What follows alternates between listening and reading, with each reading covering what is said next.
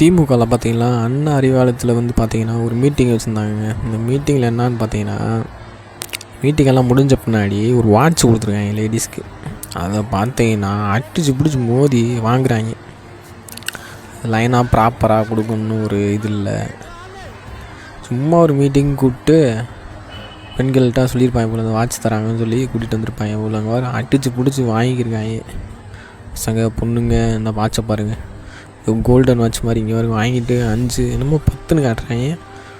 இன்னும் புரியலை எதுக்கு தான் அந்த மாதிரி பண்ணுறாங்கன்னு எனக்கு இன்னும் தெரில. உங்களுக்கு தெரிஞ்சதை கமெண்டில் சொல்லுங்கள்.